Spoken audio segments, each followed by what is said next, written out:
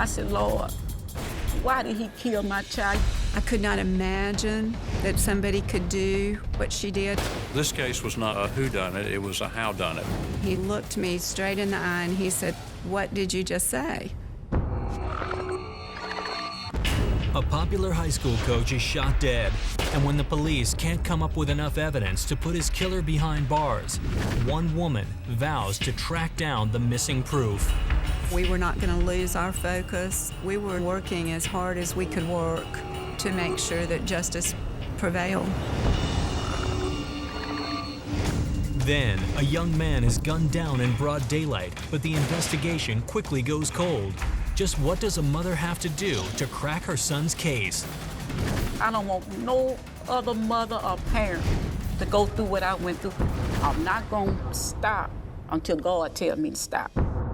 What happened? It's hard to believe. I know in my heart he shot. We had to find some answers. Let it go unsolved. Open Figure out who did that. the investigation. I needed justice. Yeah, nice. Crucial information. Never gonna give up. I had to do everything I could.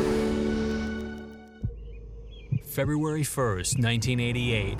It's 6 a.m. in a quiet suburb of Durham, North Carolina. But as day breaks, the sound of gunfire shatters the morning calm. He was a gun instructor with the National Guard, and they appeared to be a very loving couple with 2 children. A team of paramedics and police soon arrive at a chalet-style house on Fox Drive. In a back bedroom, a woman is too hysterical to speak. She was mumbling at the time, sitting on the foot of the bed.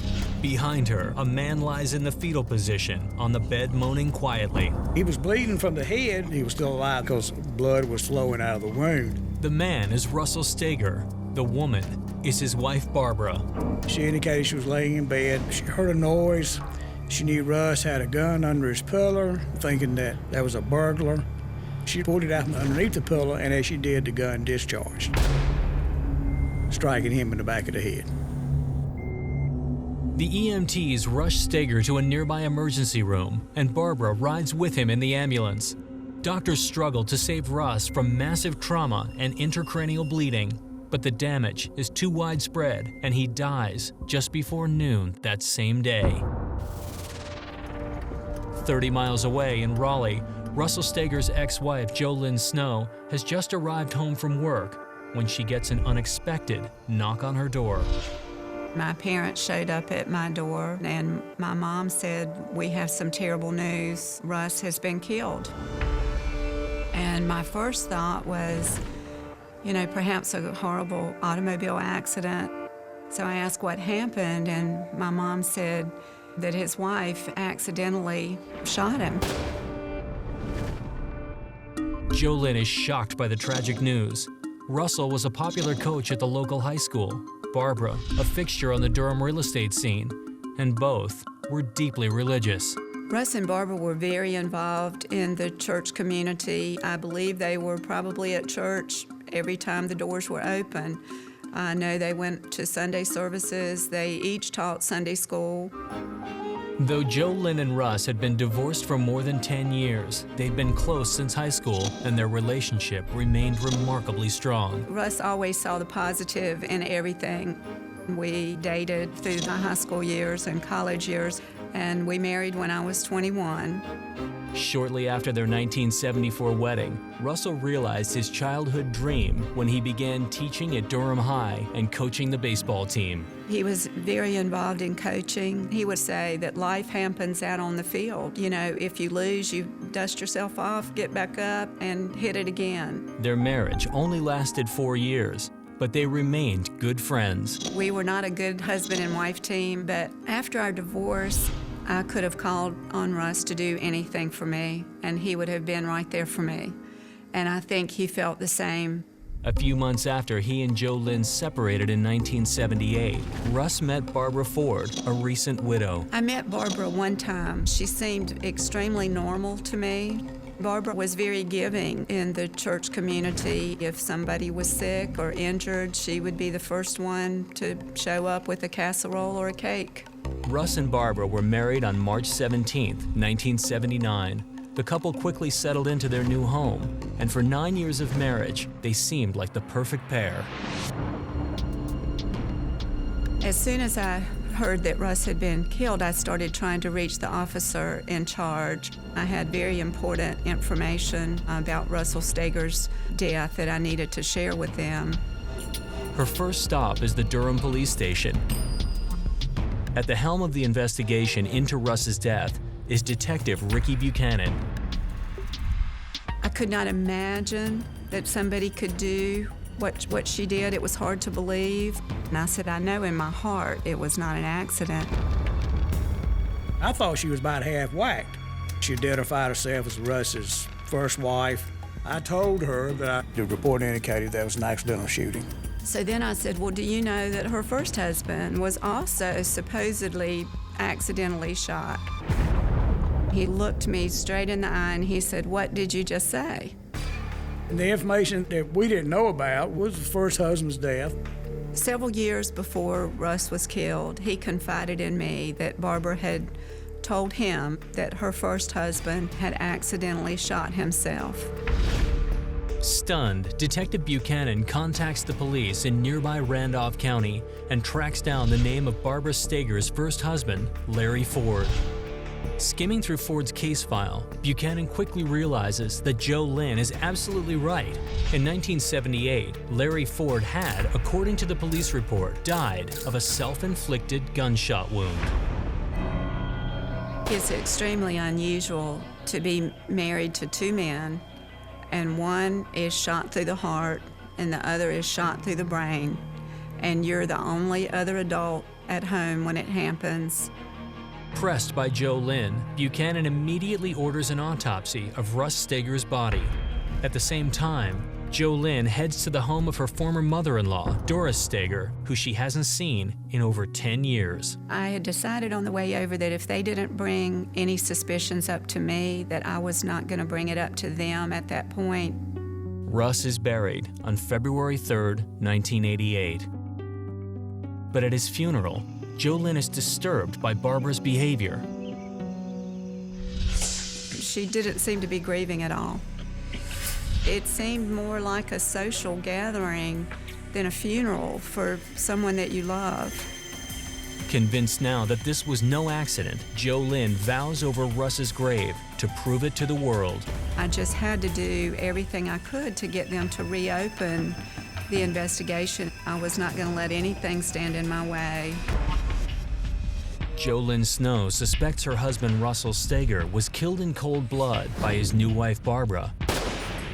But so far, she's alone in her conviction, and she still can't get straight why Barbara would want Russell dead. At that time, there was nothing that would disprove the fact that it was an accidental shooting. What Jo Lynn doesn't know is that her efforts have already changed the course of the investigation. Privately, Detective Buchanan is beginning to treat Russ's death as a murder case. His next step is to quietly bring Durham District Attorney Ron Stevens into the case. This case was not a whodunit, it was a howdunit. Barbara Steger had the weapon, it discharged. You kind of look to see whether or not you can believe what she said, whether or not it makes sense, whether or not there's some other motive. Stevens asks Buchanan to videotape Barbara as she reenacts what happened the morning of the shooting. If she really did pull the trigger intentionally, there's a chance she'll contradict her official statement at some point. But the question is, will she go for it? She readily agreed to reenact on video where she had shot and killed Russ. So she crawled up in the same bed where she had shot Russ. You can tell that she's trying to position the body in the bed to fit her story, and she just ain't doing it. But Barbara is consistent with one specific detail regarding the trajectory of the bullet. Russ, he was laid on his left side in a semi-fetal position, and according to Barbara's reenactment, it would indicate an upward gunshot trajectory. But Russ's autopsy report tells a completely different story. The autopsy indicated to us clearly it could not have happened the way Barbara described it. That instead of laying on the bed and pulling the gun from under the pillow and discharging it, She was above and behind him and pulled the trigger.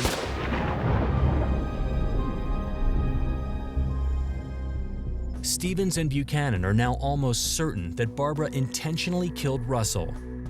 But they can't arrest her for murder just because she's lying. They need a motive.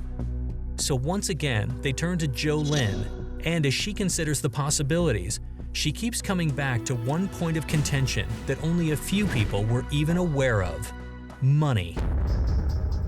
Russ and Barbara would kind of overborrow, overspend, and perhaps borrow money from their families or borrow money from the bank and pay it back, and then they would start all over. We did court orders of bank records, telephone records, credit cards. Then we started uncovering bank loans. She got a loan to pay off a previous loan, and then she was defaulting on that loan. While the revelation about financial problems is intriguing, it doesn't provide a complete enough picture. Still, on Monday, April 18th, 1988, a warrant is issued for Barbara Steger's arrest, and detectives search her house from top to bottom. We obtained all the documents, canceled checks, the will. We took everything, including the family Bible. I was just absolutely relieved when that happened. It validated our belief that Barbara was guilty. We had enough information to charge her. We may not have had enough information to convict her. We needed something to get us over the top, so to speak, to make this case not just a triable case, but a winnable case. To win this case, the DA needs more than evidence from the autopsy report and proof that Barbara was in financial trouble. He needs a clear motive for why she would want to kill Russ. As a next step, Stevens directs Detective Buchanan to begin a thorough review of the couple's financial records. We're all going through documents, and we're trying to find anything that will aid in the investigation. But after months of combing through file after file, the police are still coming up empty. During this time, both Jo Lynn and Doris are checking in on the investigation nearly once a week. It's then that District Attorney Stevens has an idea, one that deviates wildly from department protocol. They took boxes and boxes of evidence, interviews, everything that they had connected with this case over to Mrs. Steger's house.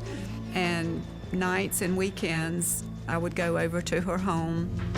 His hope is that a person who really knew the couple may have a better chance of spotting some sort of inconsistency in the paperwork.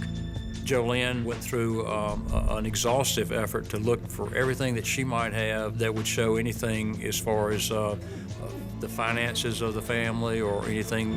It's like looking for a needle in a haystack, but Jo Lynn and Doris are determined to see Russ's killer brought to justice. Every once in a while, we would come across something that would be really hard for one of us. And so we just sat beside each other and we held hands for a long time. Finally, over 6 months into their search, Jo Lynn picks up a box of canceled checks and feels her heart start to race. I was going through the checks. I noticed that there were several checks that were out of sequence from a different group of checks. And all of those checks were made payable to Barbara. Jo Lynn suspects that something isn't right with those checks, and her gut instinct tells her that they may just hold the key to the entire case. To me, that seemed like crucial information. This is a devious person. We were not going to lose our focus. We were still on task and working as hard as we could work to make sure that justice prevailed. It's been 10 months since the arrest of Barbara Steger for the February 1988 murder of her husband, Russ. Russ's family and I were very grateful that the authorities shared our belief that Barbara was guilty. Now, after months of scouring through Barbara's old files, Jo Lynn thinks she may have found the key to linking Barbara's finances directly to the crime. Several out-of-sequence checks, all made payable to Barbara. They looked like they were signed by Russ, but I could see subtle differences in the signatures. So then I started looking at them even closer. I noticed that Russ consistently wrote no 100s on his checks, and these checks to Barbara were 00 100s. To me, that was a huge difference because Russ would never have changed the way he wrote that. But how can JoLynn prove the signatures are phony?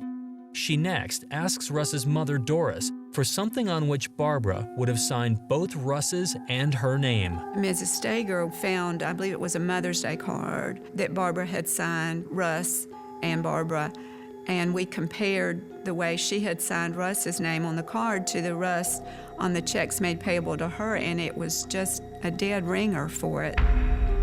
What became apparent was that she was clearing out his account just days before he was killed.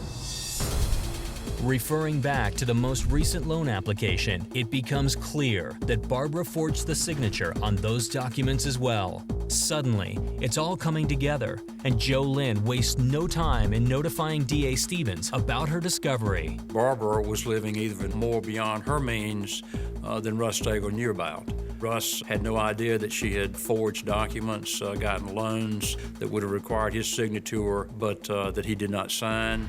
It was a two-tiered scheme. First, Barbara took out huge loans under Russell's name. Then she began making the minimum payments using her husband's own savings account. For a while, it worked, but soon Russell's funds began to run out, and Barbara knew that it was only a matter of time before the bank informed him of the defaulting loan. I think once she was told by the bank they were going to contact Russ, she lost it. And she saw her only way out is killing Russ and trying to make it look like an accident because she got away with it the first time. With Russ out of the picture, no one could question the fraudulent activity, but that is just the half of it. But she was the beneficiary of the insurance policy, and it was well over $100,000. That would pay off loans. For months, Buchanan and D.A. Stevens have been counting on JoLynn and Doris to help them crack this difficult case. And now, their faith in the amateur detectives is finally paying off. We felt like we could prove that she, in fact, had killed him to get the money. Then, 1 week before the trial, Stevens receives a shocking surprise. A student at Durham High has found a cassette recording. It was the voice of Russell Steger on the audio tape. It was almost like a voice from the grave, basically reaching out and trying to cry out for some help. Barbara's second husband. The first one, he supposedly accidentally shot himself in their bedroom with a pistol. My question is, did her husband, Larry Ford, accidentally shoot himself? I really hope that I'm being paranoid. Although he was in another place, he was still able to speak where everybody could hear him. So I was just so thankful, although it was heartbreaking also to hear his voice and know that he's not with us anymore. The trial begins on May 1st, 1989. Over the next 16 days, the prosecutor delivers all of the evidence. Barbara's videotaped reenactment, the link between the defaulted loans and insurance policies, and the similarities between the deaths of both Barbara's husbands. As the jurors listen to the evidence, a clear picture of Russ Steger's last day on Earth begins to emerge. On the morning of February 1st, Barbara decided to kill Russ, and what prompted it was the bills and loans coming due. She was desperate about her finances and the fact that her husband was going to find out about the things that she'd been doing financially. This was something planned out to happen exactly when it happened, at a time when she wanted it to happen. Barbara stood over Russ while he slept in his own bed, and she shot him right in the head, knowing that it would be a fatal shot.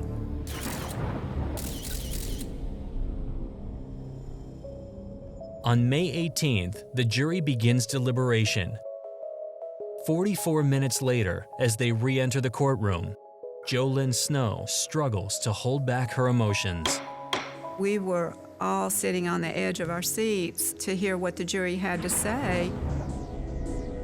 They came back with a verdict of guilty of first-degree murder and recommended the death penalty. Barbara Steger's death sentence was overturned on appeal. She was resentenced to life in prison and is eligible for parole in 2009. For JoLynn and Russ's mother, Doris, the verdict isn't enough to heal the scars left by his gruesome and untimely death. But they endure, knowing that their undying commitment to Russ has allowed justice to prevail. JoLynn and the family were able to provide information that I would not know without the help from the inner circle. There's no way we could have done this case without the family steering us in directions that we might otherwise not have gone. And so they drove this case to the extent that we were able to get a verdict. Russ always felt that he could trust me, and I think I was his confidant. The last time I ever saw Russ was a few months before he died. And he said, "I don't know how or where, but I think we'll be together again." And I think we have been together through this whole journey.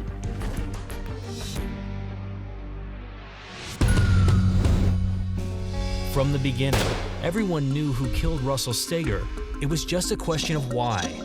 But what do you do when your child is found dead and no one has the slightest idea who the killer could be?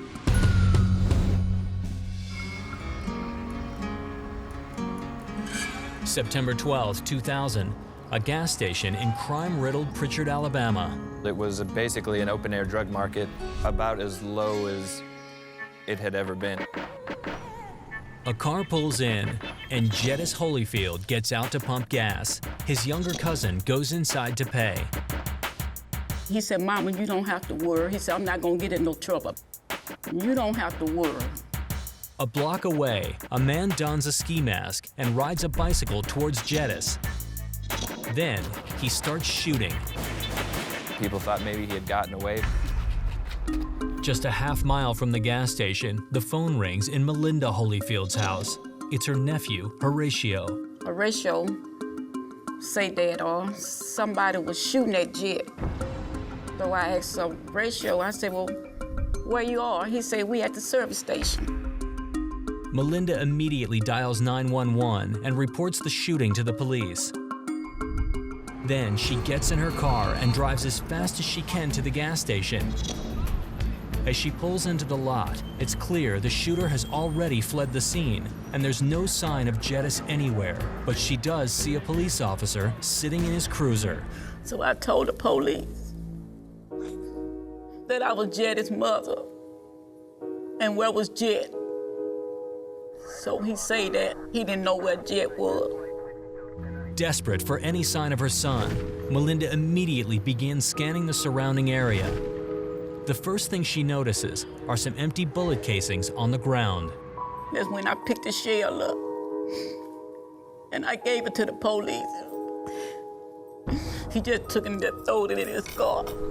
Melinda knows that drive-by shootings are a fact of life in Pritchard, but she's stunned by the officer's lack of urgency. He wrote up a report, and after he did that, he left. As the cruiser pulls away, Horatio Holyfield emerges from the service station where he's been hiding. A few minutes later, the rest of the family arrives to help. That's when Melinda begins to break down. I started getting upset then that he probably hit Jet and Jet ran on the highway. As the day turns into night, her family searches the area for any sign of Jettis. Soon, Melinda finds herself drawn to a nearby field. I think about that now. Why did I go in that direction? And I think I made a few steps, and I kept walking. I saw Jet laying there. So I couldn't go no further. I just said, "My baby dead."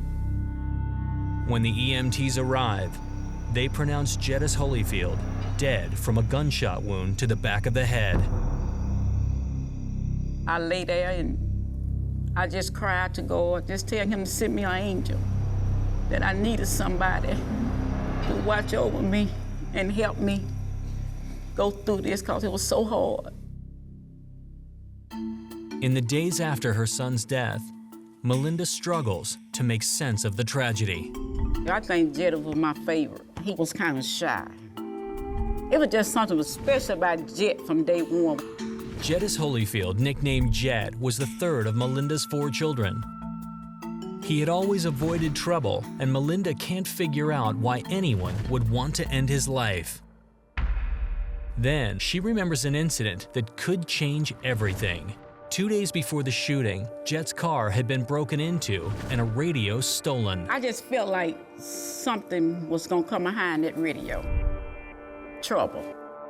Convinced that the robbery is somehow connected to Jet's death, Melinda calls the police with her theory. Perhaps Jet had found out who the thief was and confronted him. Or maybe the entire incident is part of a larger dispute. I thought the person that stole the radio killed Jed. I told the detective he wouldn't take any kind of action, you know. But the detective does have some good news. They found the killer's ski mask, and DNA tests are being performed to see if there's a match with anyone already in their system. They found it in a storm drain. He brought me a picture of the ski mask, and I was happy. Melinda eagerly awaits the results of the DNA tests, but when she doesn't hear from the police, she grows frustrated and starts calling them. And they'll say, well, the DNA hadn't came back, you know, it's always for something. They always had an excuse for something. Still confident that the radio thief had something to do with her son's death, Melinda begins calling everyone that Jet knew for information. But no one seems to have any idea who could have pulled the trigger. Then in April 2001, Melinda gets a startling phone call. The man calling tells Melinda that he's the one who stole Jet's radio, and he's heard on the street that she thinks he killed her son. He told me that he did not kill Jet. He said, but I stole Jet radio. But Melinda doesn't believe him. The next day, she goes to the police and asks again if they'll at least try to track down the radio thief. I kept begging for help. I'm living in Pritchard.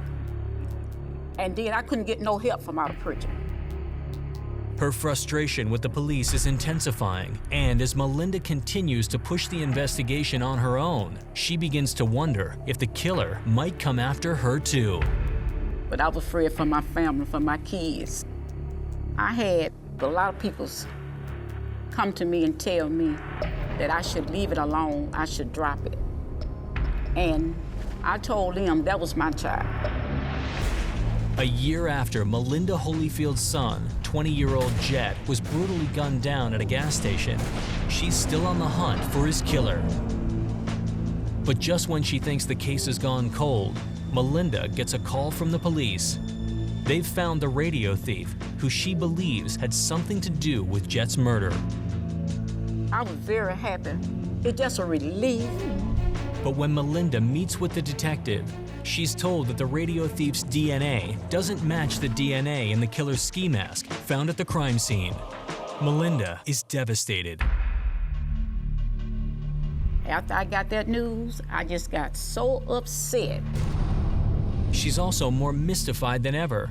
If a beef over a stolen car stereo didn't start this whole thing, then what did? Why would anyone want to murder her law-abiding son? Confused and dejected, Melinda gets up to leave, but the detective surprises her by slipping a pink sheet of paper into her hand. It was a receipt from the DNA. The detective's message seems clear. The police have done all they can to solve the crime, but for Melinda, the piece of paper means much more. That's the only thing that I had left that showed proof from Jet's murder. So I kept it in my wallet. For more than 6 years, Melinda endures frustration and heartache, but she perseveres with the faith that one day her son's killer will have to answer for what he's done. I prayed more than 3 times a day. Like I prayed all day and night. My heart was so heavy. People just didn't know. Then, in February of 2007, Jet's former girlfriend, Tamika Barnett, calls Melinda out of the blue with some new information. She knew a girl, and the girl told Tamika that her boyfriend killed Jet. His name was Terrence Shaver. Terrence Shavers. Melinda has never heard of him and has no idea why he'd want her son dead. Since Jet's 2000 murder, several Pritchard police officers have been indicted for corruption unrelated to the Holyfield case, and the department has a new chief, Lawrence Batiste. Melinda's hope is that he'll open a new investigation into Shaver's possible involvement. Tamika and I, we went to the chief in Pritchard and told him everything.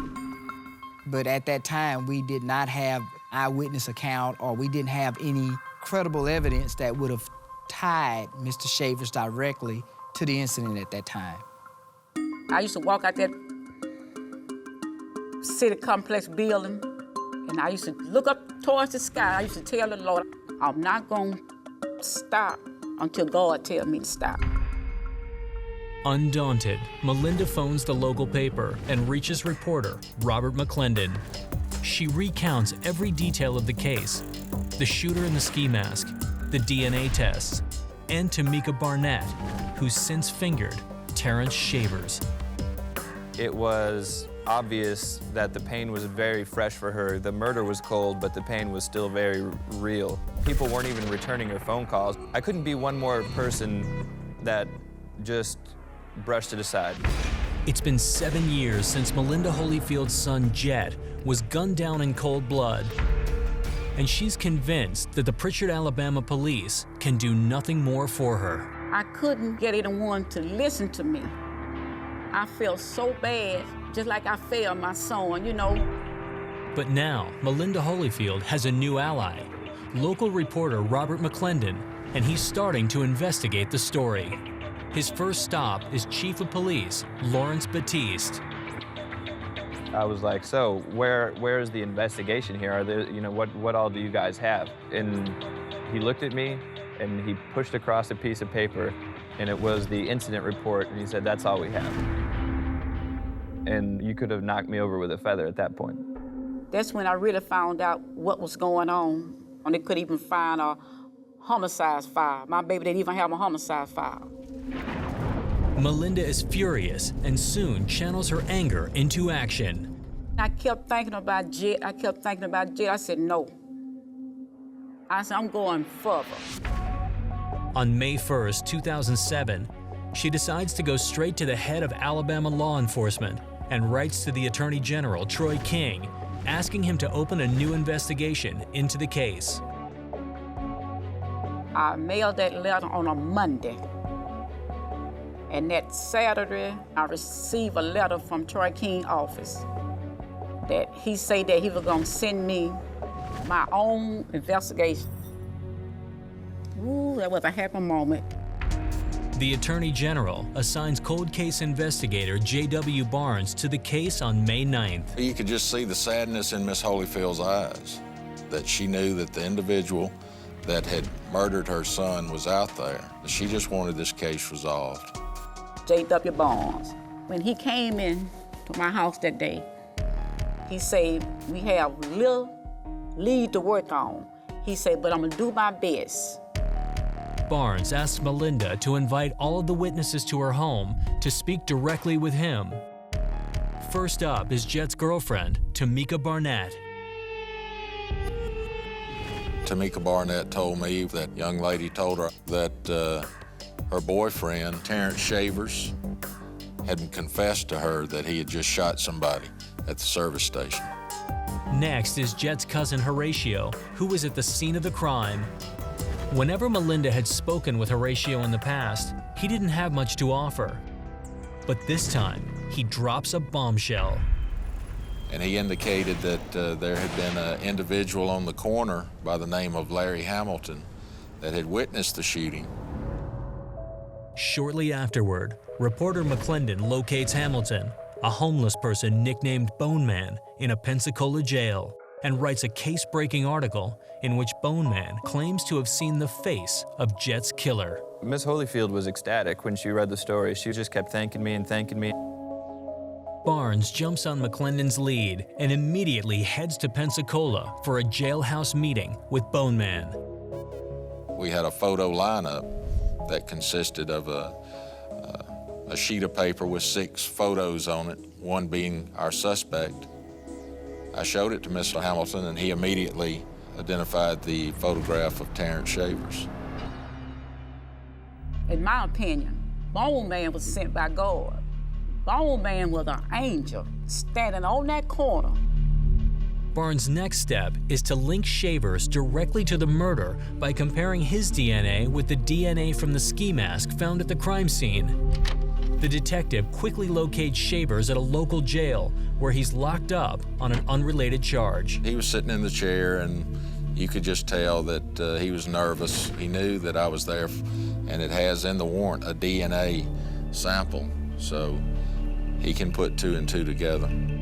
Barnes finally has the likely killer's DNA, but then they hit a roadblock that no one was expecting. Apparently, Pritchard police can't find the original crime DNA sample.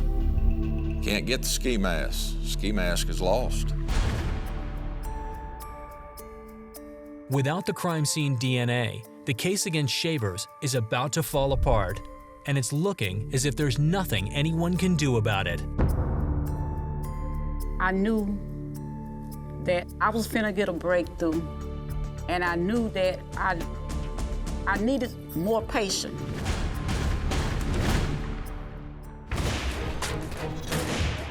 After 7 years of searching for her son's killer, Melinda Holyfield finally has a suspect. But with the crime scene DNA gone missing, the case against Terrence Shavers has ground to a halt. Then Melinda remembers something: the pink DNA receipt that the detective handed her so many years ago. The only thing that I had left that showed proof from Jet's murder was that receipt from his DNA. I started to destroy it one time, but I didn't. So I kept it in my wallet. With Melinda's receipt, Barnes is able to locate the crime scene DNA. And after 7 years of heartbreak, Melinda anxiously awaits the test result that will prove whether Terrence Shavers killed her son. He said, "Miss Holyfield?" I said, "Yes."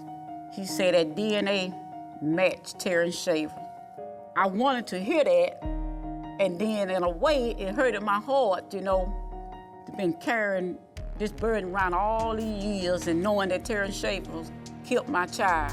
But there's a problem. The ski mask has 2 DNA samples, Terrence Shavers and an unknown person. Shavers, in jail on an unrelated charge, won't confess to Jet's murder. So Barnes has the prison monitor his calls in the hope that he'll betray himself. Finally, in March 2008, he does.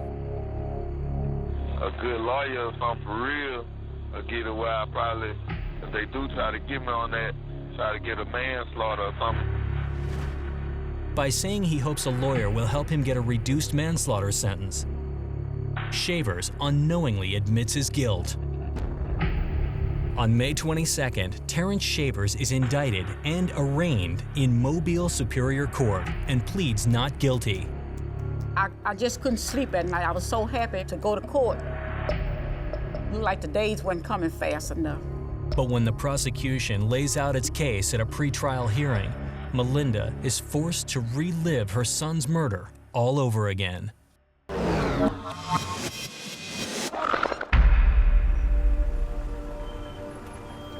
Jedis and his cousin were at a gas station. Horatio Holyfield went into the service station to pay for the gas. Jedis Holyfield remained and pumped the gas into the vehicle. Shavers stopped to put a mask on, pedaled his bike towards the gas station. Terrence Shavers started shooting. Jedis stopped pumping gas, looked around, and tried to run from the shooter. didn't make it very far. And when a bullet hit him in the back of the head, he died as a result of that. Every time I prayed and I asked the Lord, I said, Lord, why did he kill my child? You know, I don't want no other mother or parent to go through what I went through. And while the prosecution is still not positive about the motive, they do have a theory. One of the rumors was that Jedice Holyfield's car had been used by individuals to wound a person in Pritchard, and Terrence Shavers, in retaliation for that shooting, shot who he believed had been the driver of the vehicle, Jedice Holyfield, when in fact, if it did occur, it wasn't Jedice at all. If the theory is right, Jet's death was the most tragic of mix-ups, a simple case of mistaken identity. Still, the prosecution knows their case is vulnerable. Number one, the eyewitness was Bone Man.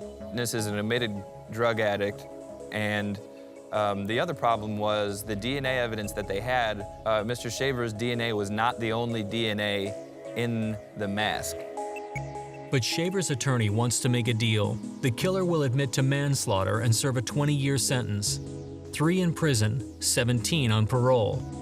The prosecutor takes the killer's offer to Melinda, and she gives her blessing. I didn't ask the Lord to give Terrence Shaver 20 years in prison, 30 years. I asked the Lord, show me the person that killed my child. On August 22, 2008, Melinda hears her son's killer speak for the first time. The judge read to Terrence, say, did you shoot Jedice Holyfield in the back of his head?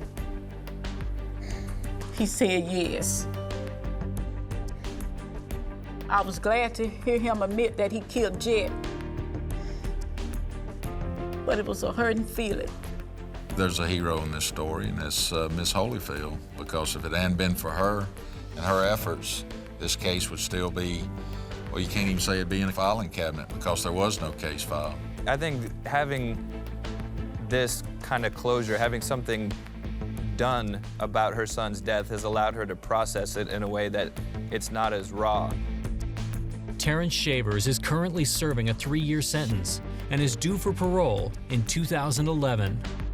Chief Lawrence Batiste publicly condemned the initial handling of the case and apologized on behalf of the Pritchard police. Today, Melinda Holyfield is finally at peace.